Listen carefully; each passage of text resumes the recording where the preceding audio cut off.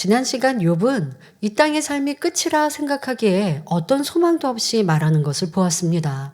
그래서 고백하기를 여인에게서 난 사람은 사는 날이 적고 괴로움이 가득하며 꽃처럼 피었다가 곧 시들어버리고 그림자같이 오래 머물지 못한다 말하였지요.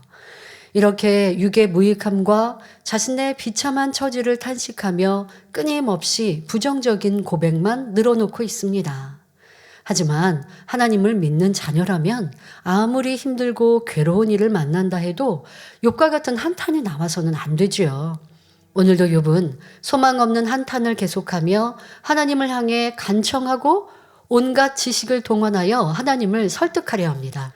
그래서 자신은 힘없고 연약한 여인에게서 난 자라며 인생의 비참함을 설명하더니 이제는 감히 하나님을 깨우쳐 주기 위해 나무를 비우들고 있습니다.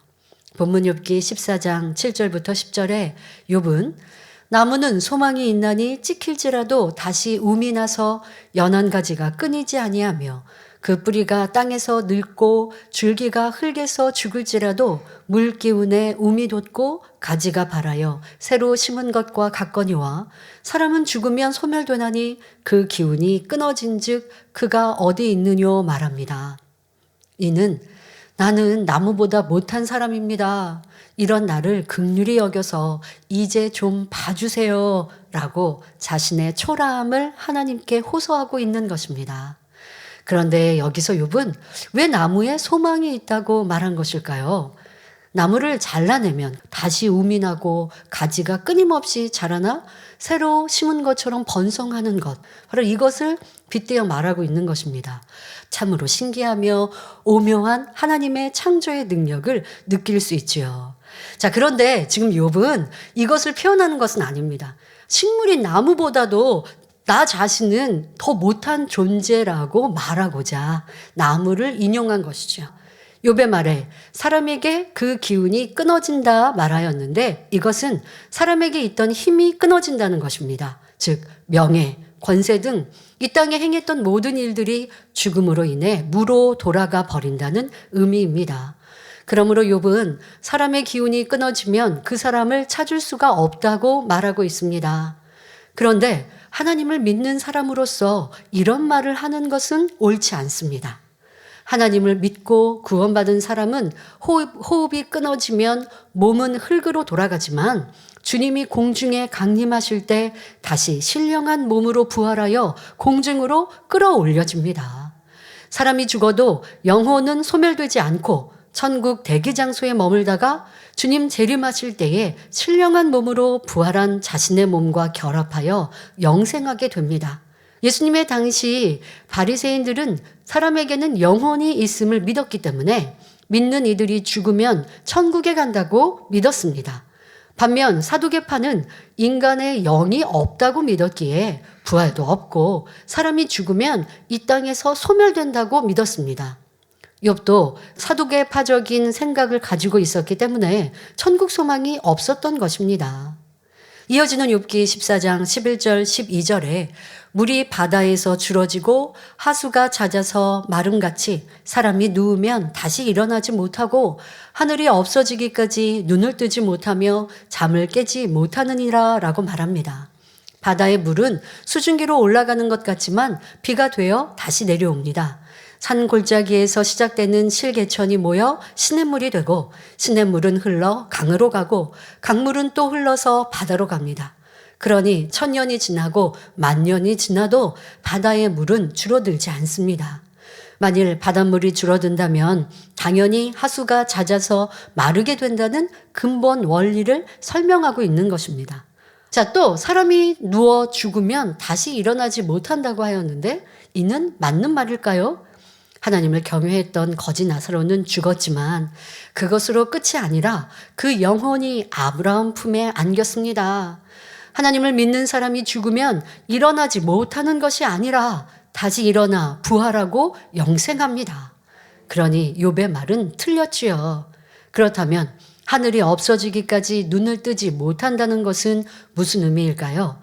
요한계시록 21장 1절에 또 내가 새 하늘과 새 땅을 보니 처음 하늘과 처음 땅이 없어졌고 바다도 다시 있지 않더라 말씀합니다. 여기서 새 하늘과 새 땅은 천국의 하늘과 땅을, 처음 하늘과 처음 땅은 우리가 살고 있는 지구를 말합니다. 처음 하늘과 처음 땅이 없어졌다는 것은 아주 사라졌다는 뜻이 아니라 백보자 대심판이 끝나면 지구를 지금의 위치에서 다른 곳으로 옮긴다는 의미입니다. 자, 그런데 지금 욥은 요한계시록에 기록된 대로 백보자 대심판 후 하늘이 다 사라지고 신천신지가 일어날 것을 미리 알고 말한 것은 아닙니다. 흔히 세상 사람은 어떤 일이 도저히 안 될 때 천지가 개벽해도 이건 불가능하다라는 표현을 합니다. 욥 역시 사람이 죽었다가 살아나는 일은 천지가 개벽해도 안 되는 일이다라는 의미로 말하고 있는 것입니다.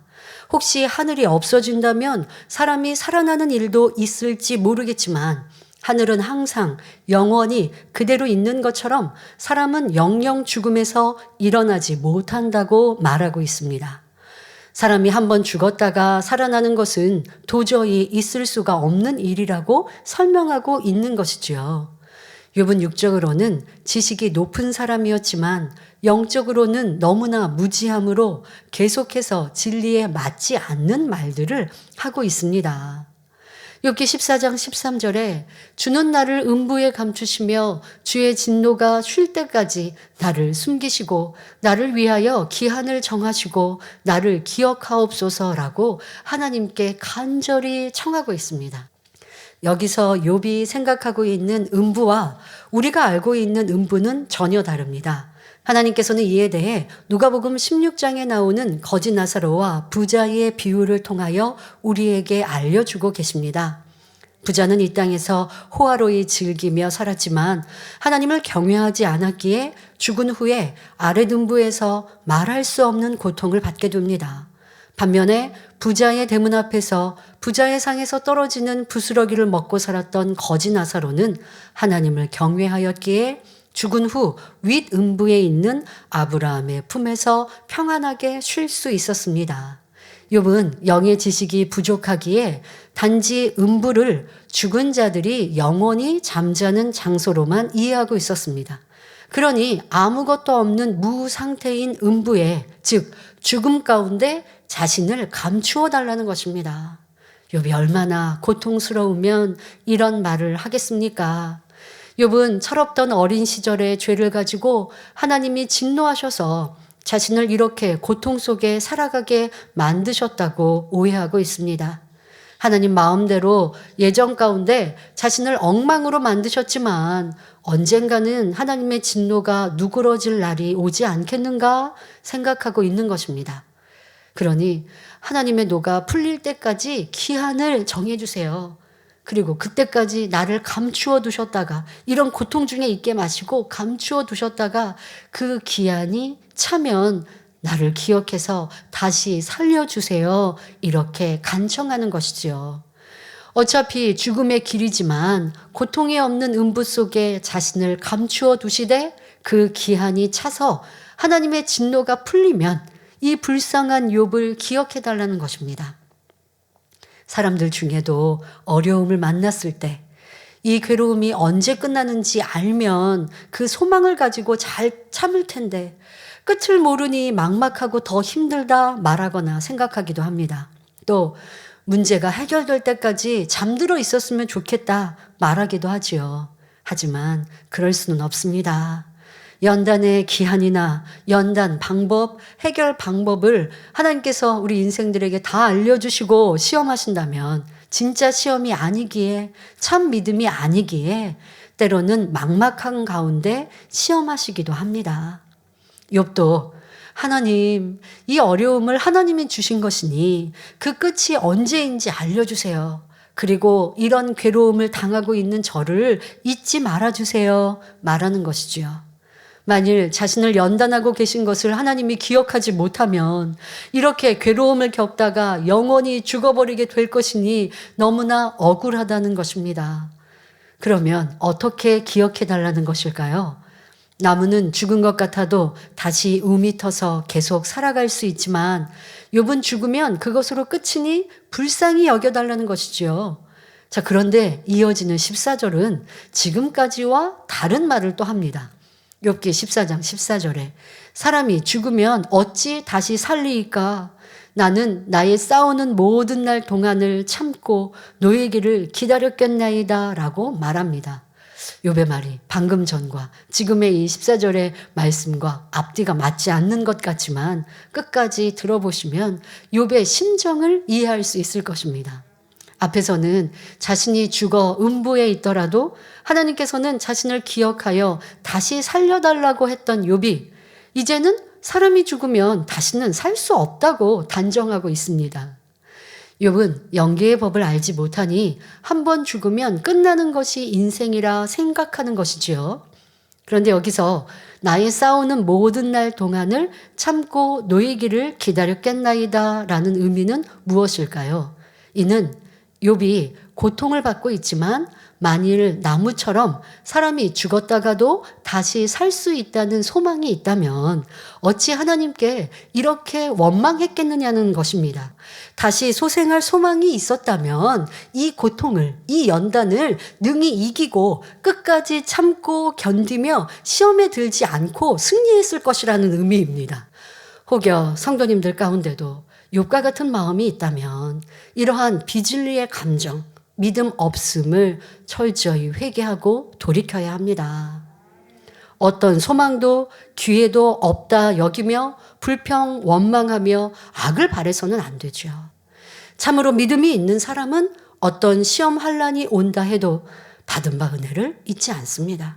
영원한 천국이 있다는 것을 믿기 때문에 어렵고 힘든 상황에도 원망과 탄식의 말로 하나님을 서운케 하지 않으며 오히려 기뻐하고 감사함으로 승리하지요. 욥기 14장 15절에 욥은 주께서는 나를 부르셨겠고 나는 대답하였겠나이다. 주께서는 주의 손으로 지으신 것을 아껴 보셨겠나이다 라고 말합니다. 이는 욥이 지난 날을 회상하면서 하는 고백입니다. 사람들은 무엇인가를 의존하면서 살아갑니다. 어떤 이들은 물질과 관세를, 어떤 이들은 명예 또는 지식을, 어떤 이들은 가족을 의존합니다. 또 자기 자신을 의존하는 이들 중에는 나는 아무도 안 믿고 오직 내 주먹만을 믿는다라고 말하는 것도 볼 수 있지요. 이렇게 각자가 의존하는 것들이 있는데 사람은 내일 일을 알 수 없고 관세도 명예도 지식도 영원하지 않습니다. 아무리 많은 재물을 쌓았다 해도 하루아침에 사라질 수도 있고 하나님께서 영혼을 부르시면 빈손으로 천국과 지옥 중 한 곳으로 가야 합니다. 가장 복된 길은 바로 창조주 하나님을 믿고 의존하는 것이지요. 그러면 욥은 누구를 의존했습니까?